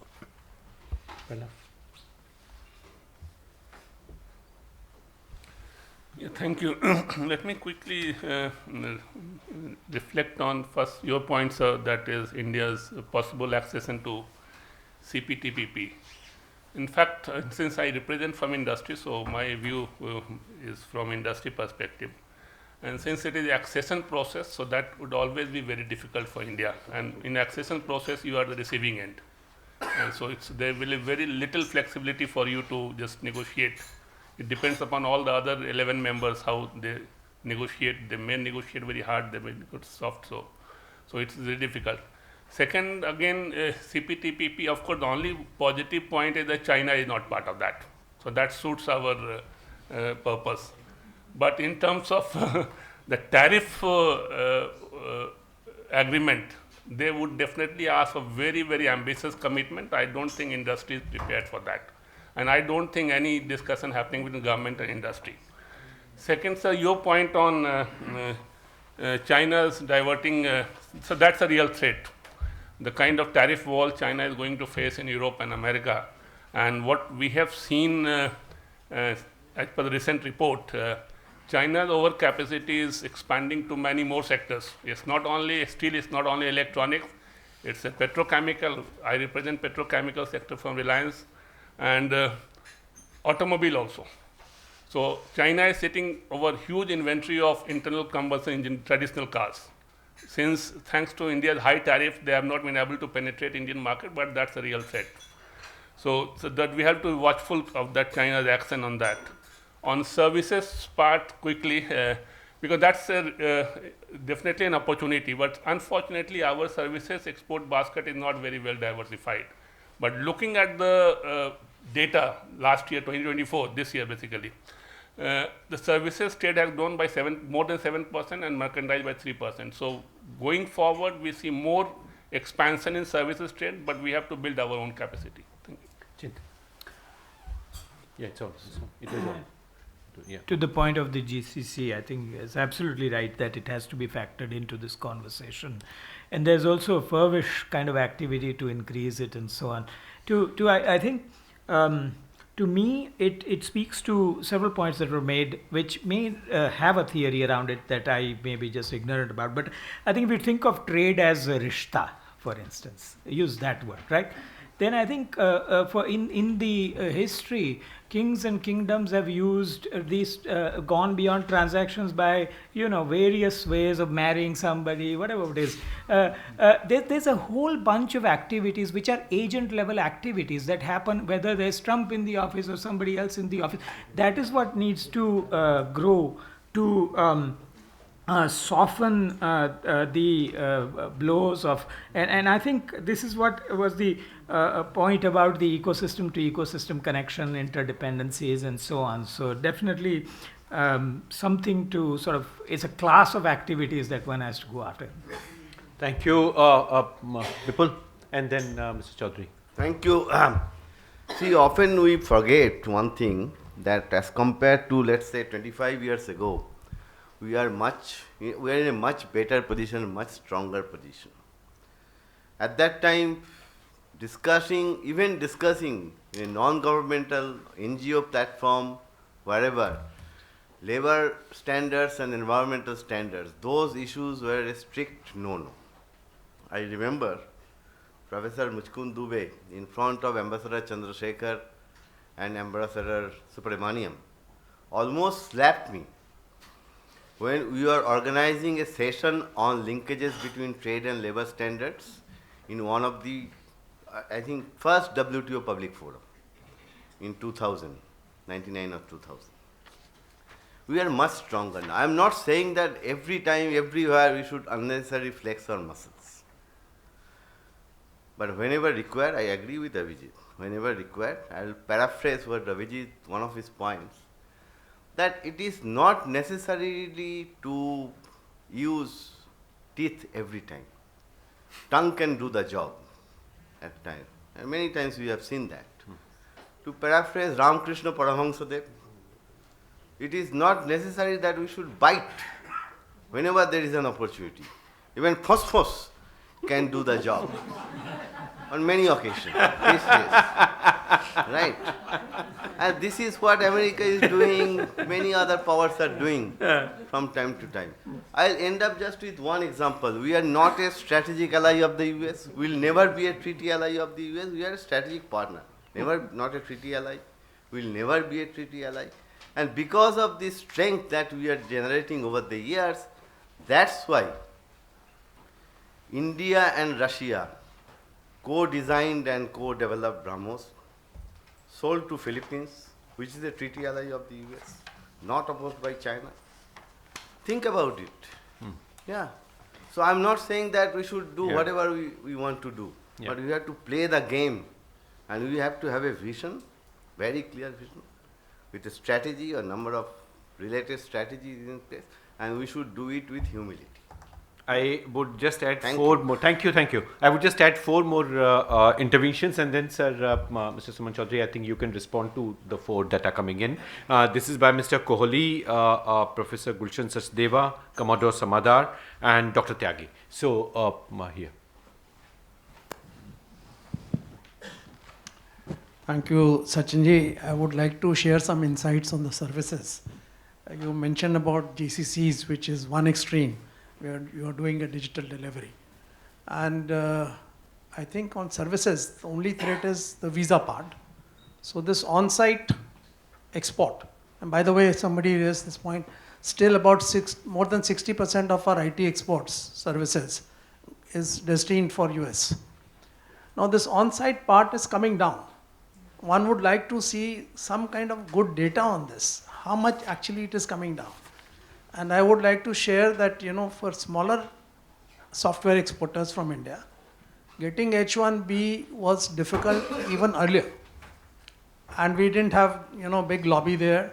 So many people did what I like to say, 10% in the US and 90% back in India, which was working quite well because they would not get more than that as H1B visas. So they would put a few people in the US and they would have a backup team in India. I think to get around this H1B, you need a strategy. Thank you. So I also feel that, this was a comment given by some of the US friends, that Trump comes from a real estate background. And in US, high-tech industry was very powerful with all the earlier presidents. And in his first term, nobody could access or influence him in any way. So I'm so happy now he has people like Elon Musk there.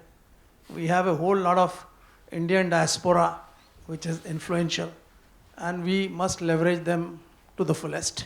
Thank you. Let me turn to Gulshan and then Commodore Samadar. Councillor, yes, let me. Sir, then you do heavy lifting, you and Vijit. Thank you, Professor Chaturvedi.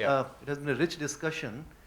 But I think, one thing we really need to keep in mind, Mr. Trump is going to create havoc with the global trade system. At the moment, he is just making few statements, but we know what he did in the last 4 years. So the countries or the players which are going to be targeted, China, EU, India, Mexico, and many others. So we should obviously, all the discussion, everybody's preparing for the last 6 months. We are not the only one. Some are doing better, some are doing, But I think one thing, in this whole discussion, I heard two things. One is how we should be preparing. Whether we should, how do we negotiate, how do we leverage this and that, everything. That's fine, that we need to do that. Our second, but the last point which is missing somehow is that, there are also discussions I follow very closely in Europe. How do we really coordinate with everybody else who is going to be affected? Because so far we have just talked about how do we prepare and how do we negotiate with the US. But China is going to be affected, Europe is going to be affected, many others are going to be affected.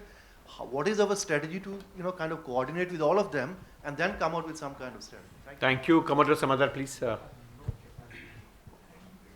Thank you. for this fascinating discussion. My question is on, how do we capture a bit of the defense and aerospace trade? For example, the data that we have on defense trade with the US is more than $22, $25 billion over the last several years, on which there is some amount of counter trade. As far as the aerospace business is concerned, we have orders on Boeing for at least $100 billion, and that is to be realized over the next few years by 2028. These are not small numbers, and in both cases there is counter trade. For example, every Apache, every Chinook, every C-130J flies with Indian parts on it. So there is some amount of trade which is happening on that sector as well. I don't know whether that has been captured somewhere. Thank you. Mr. Councillor, please.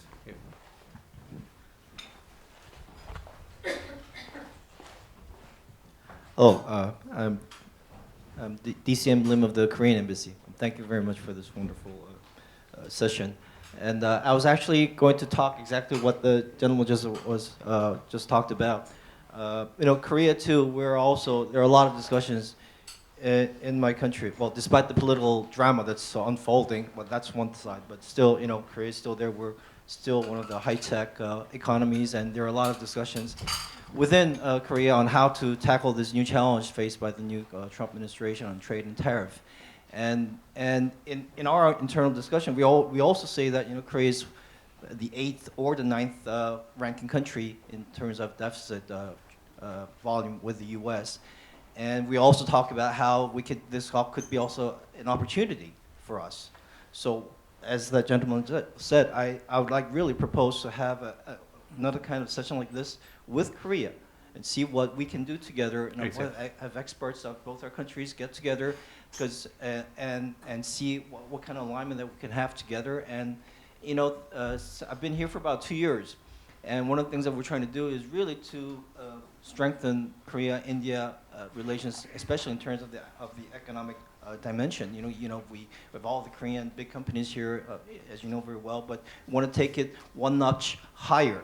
And I think this is a really good chance because when there's an external challenge, you get together better. So really, I would really like to propose having another session with Korea on this. Thank you, DCM. Dr. Maheshwari, please. Just one quick point about. I think we did talk about services, but I think we should also consider about servicification within the manufacturing. Thank you. Thank you. Dr. Tyagi, please here. And this is the last intervention. We need to close. Thank you, sir, and very enriching discussion. I subscribe to views put up by the Abhijit Das that you retaliate and leverage it by using the tools you suggested by the Vipul that in the discussions. But while in the discussions, we should also draw the red lines that what is on the table and what is not on the table.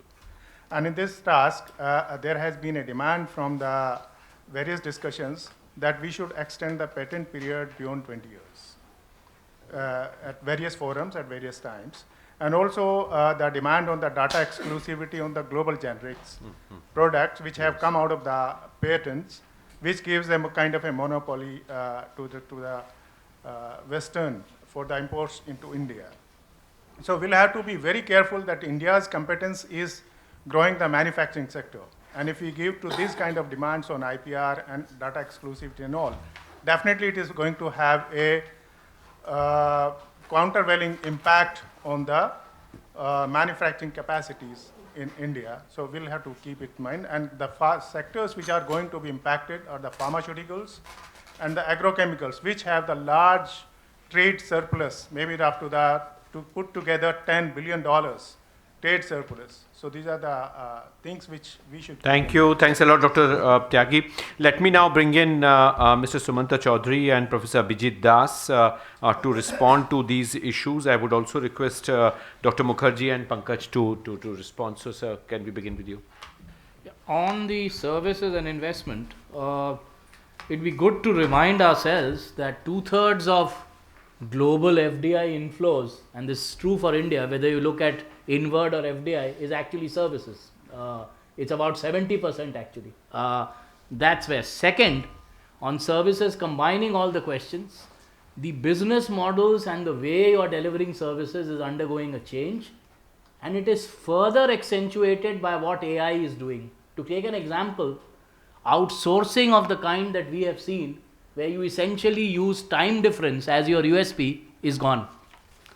So therefore, the nature of services activities when you're talking of services exports, and here I would say two. One, professional services and MROs.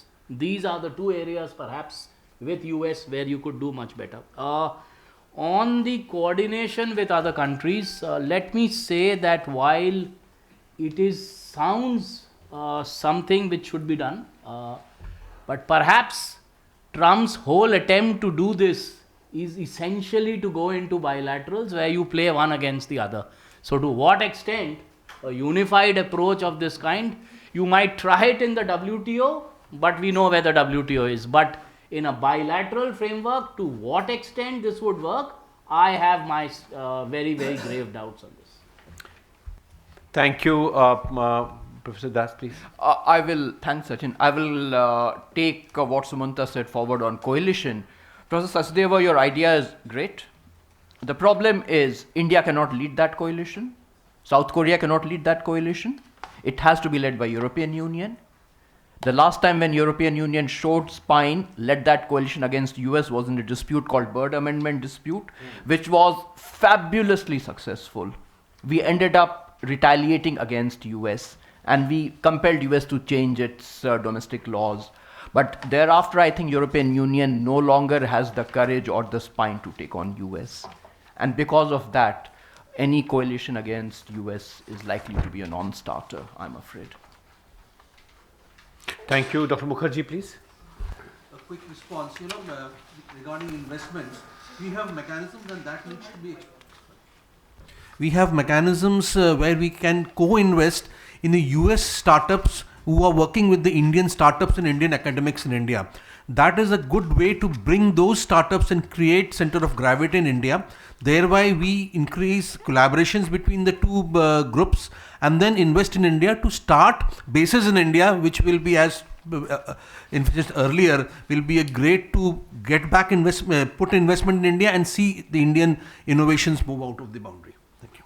Pankaj, do you want to add?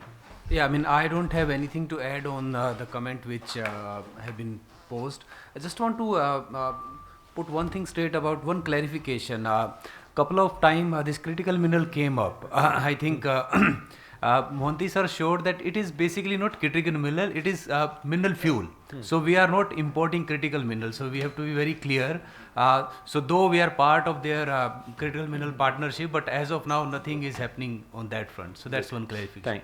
Good. Thank you. Thanks everyone. With this, we close the round. Yeah.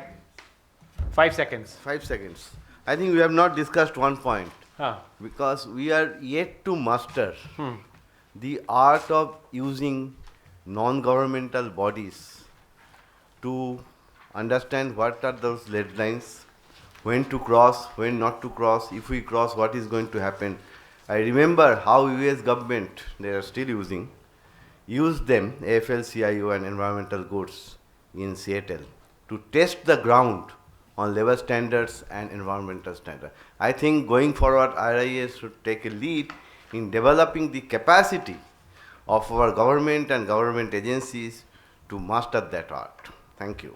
Thank you. Thanks everyone for very productive engagement. As we close, I do not know any conclusions are required, but certainly some points have emerged, and we have already circulated a sort of document in the Economic and Political Weekly. We brought out a special issue on 17th November with 8 articles from RIS, and I have just circulated. RIS has now made all these papers in EPW open access, so you can freely access all the papers that we published in EPW. Apart from that, I think today couple of points that have emerged, and some of our media colleagues who are here, let me just quickly summarize for them, those who joined later or missed out couple of points. There are 8 points which are, I think, extremely important, and those who are planning to put media story may consider those pointers.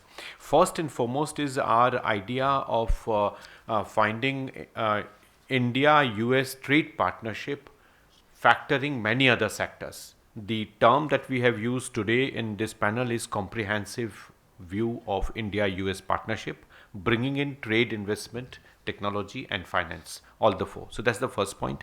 Second is India's own institutional preparedness to deal with these four different pillars: trade, investment, technology and finance. Because as of now, we have different ministries dealing with it. But we would have to collate our energies together to see how a comprehensive response can come in. Can we ask the orders that Indigo is placing with Boeing to keep on hold, and we use that as our... so why not our private sector should also collate energy with government in terms of how US is going to suspend SWIFT or do whatever actions they are taking. So our own strength would come in after these four pillars are consolidated in our institutional approach and in our consolidation. As Mr. Sumanta Chaudhary has mentioned on the services part, product and sector level engagement is something that Professor Mohanty explained in the goods sector. MRO and others in the services sector is already explained by Mr. Sumanta Chaudhary. Fourth point is more about reaching out, and that's where Bipul, the point comes in terms of how we can reach out. My question was more in terms of reaching out to consumers in the US. As Pranav said that the tariffs would immediately affect. Whether they would affect in 1 month or they would affect in 2 months is a matter that can be discussed, but the spillover effect would be very clear. Today, Professor Mohanty has shown that US dependence on consumer products has gone up from India, from US, from South Korea, from everyone. So final goods import in the US has gone up, and that's what Trump is trying to address. The fifth point is about how intense would be technology partnership, and both Chintan and Dr. Mukherjee have brought out technology engagement. You mentioned about advancement or affordability, the question of resources and talent. You also mentioned about ecosystem to ecosystem connect. I think that's where the private sector can leverage the strength and power, again, that was mentioned by Mr. Rajiv Kher in terms of AI and AI related solutions, advancements in technology. You mentioned about startups, medical devices was mentioned by everyone. Nisha, you mentioned about GCC. So I think these points are important when we talk of technology. On issues related to finance, the whole issue AKB has left. He raised the issue of BIT and how do we revisit the whole spectrum, bring in trade and investment connect. The seventh point is more about that Mr. Kher mentioned, and Bipul, you also echoed, in terms of totalization. How we address the social security payments that we are making. NASSCOM has already released detailed country-wise numbers. Our recommendation when India, UK, FTA got stuck was to address totalization as a leverage for us. But Australia, US and UK already, along with Canada, already 4 countries have a greater understanding on when personnel move from one country to another, the social security moves. If we can be part of that, so we would have to see in a balanced manner whether such agreements are possible and they can go in. And Mr. Bhatia has left, but Mr. Kohli, you mentioned in terms of our partnership with other countries. Gulshan also raised this issue of coalition and how those partnerships can come up. I think as Mr. Chaudhary mentioned, it would be bilateral. It would not be issue that would come in terms of regional alliances. But I'm most important, I think I very much welcome your idea, DCM, to have in a next round of discussion with South Korea, with some of the actors, and we should, definitely, and how India, South Korea can together put in some ideas together. With this, I once again thank everyone for their very active participation, congratulate our team, Professor Mohanty and everyone, and all the panel for excellent remarks. A big hand to all of them. The lunch is already laid out, so please join us.